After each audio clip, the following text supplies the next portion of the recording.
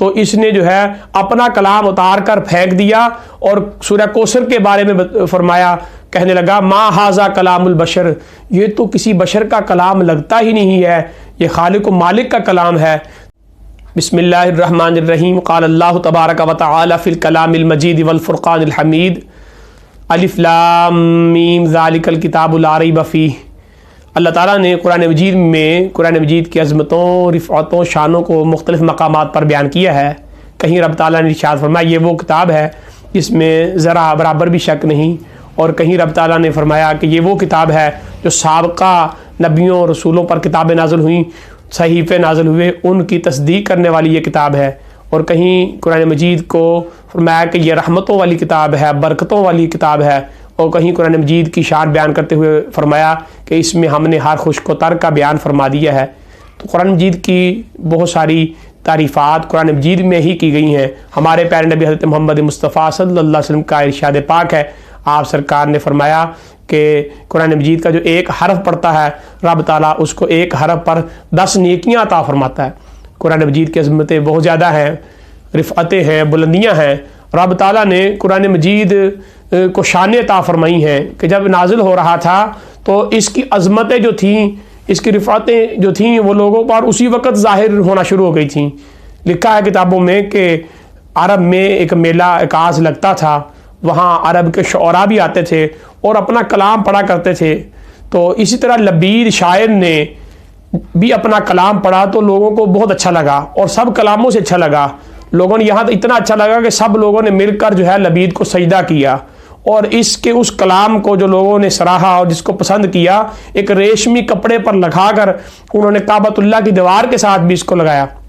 اتفاق سے انہی دنوں سورہ کوثر بھی نازل ہوئی، تو نبی پاک صلی اللہ علیہ وسلم نے سورہ کوثر کو بھی لکھوا کر کعبۃ اللہ کی دیوار کے ساتھ لگا دیا۔ لبید کعبۃ اللہ میں آیا، اس نے جب اپنے کلام کے ساتھ سورہ کوثر کو لکھا ہوا دیکھا تو اس نے جو ہے اپنا کلام اتار کر پھینک دیا اور سورہ کوثر کے بارے میں فرمایا، کہنے لگا ما ھذا کلام البشر، یہ تو کسی بشر کا کلام لگتا ہی نہیں ہے، یہ خالق و مالک کا کلام ہے۔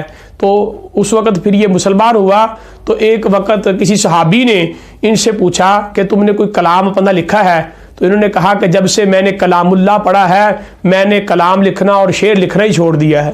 یہ قرآن مجید کی عظمتیں ہیں، شانیں ہیں کہ عرب کے بڑے بڑے فصحاء، بڑے بڑے بلغاء جو تھے وہ قرآن مجید کے اعجاز کے سامنے ٹھہر نہ سکے، رک نہ سکے۔ اسی طرح قرآن مجید کی عظمتوں کو اگر دیکھنا ہے تو ترکی خلافت جو تھی، عثمانی خلافت جو تھی، اس کو جو بانی تھی عثمان اول، اس کی زندگی کو پڑھ کر دیکھیں تو آپ کو پتہ چلے گا کہ جو قرآن سے محبت کرتے ہیں، قرآن سے جی لگاتے ہیں، قرآن مجید کو پڑھنا سیکھتے ہیں، اس سے محبت کرنا شروع کر دیتے ہیں، تو رب تعالیٰ ان کو کتنی عزتیں اور رفعتیں عطا فرماتا ہے۔ لکھا ہے کہ جب عثمان اول کے قبیلے والوں نے ان کو نکال دیا قبیلے سے تو یہ اپنے مرشد پاک کی بارگاہ میں ان کی درگاہ پر حاضر ہوئے، تو مرشد پاک کو کہنے لگے کہ مجھے قبیلے والوں نے نکال دیا ہے۔ تو انہوں نے کہا کہ ایسے کرو کہ یہ ایک حجرہ ہے، اس میں تم رہو، اللہ تعالیٰ معاملات درست فرما دے گا۔ یہ جب اس میں گئے تو اب لیٹ گئے بستر پر، نیند نہیں آ رہی، لیٹے ہوئے نیند نہیں آ رہی، پریشان ہیں۔ اچانک سے اٹھتے اور دیکھتے ہیں کہ جس طرف انہوں نے پاؤں کیے ہوئے اس طرف کتاب لاریب پڑی ہے، قرآن مجید کا نسخہ پڑا ہوا ہے۔ دیکھ کر پریشان ہوئے اور زارو قطار ہونے لگے، مولا کریم یہ تیرا کلام ہے، یہ تیری کتاب لاریب ہے، اور میں نے اس کی طرف پاؤں کر دیے ہیں، مجھ سے ادب ہی نہیں اس کا کیا گیا۔ زارو قطار ہونے لگے اور معافیاں اللہ تعالیٰ سے مانگنے لگے۔ تو اچانک سے حجرے پر دستک ہوتی ہے، دروازہ کھولتے ہیں تو سامنے پیر و مرشد نظر آتے ہیں۔ فرمایا کہ میں تجھے بشارت دینے آیا ہوں، تو نے قرآن سے محبت کی ہے، قرآن نے اللہ کے حضور تیری سفارش کی ہے جس کو رب تعالیٰ نے قبول فرما لیا ہے۔ قرآن نے کہا مولا اس نے میری عزتوں کا پاس کیا، میری عزتوں کا خیال رکھا، میرا ادب کیا ہے، مولا کریم تو اس کو قبول کر لے۔ اور فرمایا تیری سفارش کو رب نے قبول کرتے ہوئے تجھے تیرے قبیلے والوں کے لیے سربراہ لکھ دیا ہے، حاکم لکھ دیا اور امیر لکھ دیا ہے، اور تیری نسلوں میں جو ہے وہ خلافت کو قائم کر دیا ہے، خلافت و بادشاہ تیری نسلوں میں لکھ دی ہے۔ تو یہ اپنے پیر و مرشد کی بارگاہ میں حیران ہو کر کہنے لگا سرکار مجھے تو میرے قبیلے والوں نے نکالا ہوا ہے، تو میں بادشاہ بنوں گا، میری اولاد بادشاہ بنے گی، خلیفہ بنے گی، آپ نے فرمایا مجھے تو جو میں نے سنا تھا، جو مجھے حکم ملا تھا، میں نے تجھ تک پہنچا دیا ہے۔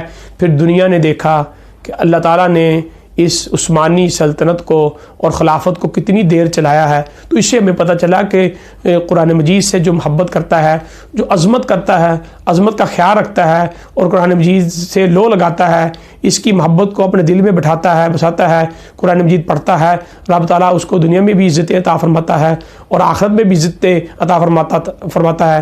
علامہ نے کیا ہی خوب شعر کہے تھے کہ وہ معزز تھے زمانے میں قاری قرآن ہو کر، ہم خار ہوئے تارک قرآن ہو کر۔ تو رب ذوالجلال سے دعا ہے قرآن مجید کو پڑھنے، سمجھنے اور اس پر عمل پیرا ہو کر دونوں جہانوں کی کامیابی حاصل کرنے کی توفیق عطا فرمائے۔ اقول قولی ھذا استغفر اللہ لی ولکم ولسائر المسلمین۔ سبسکرائب نہیں کیا تو جلدی سے چینل کو سبسکرائب کر لیں اور گھنٹی کے نشان پر بھی کلک کر لیں تاکہ ہر آنے والی ویڈیو کا نوٹیفیکیشن آپ لوگوں کو باقاعدگی سے ملے۔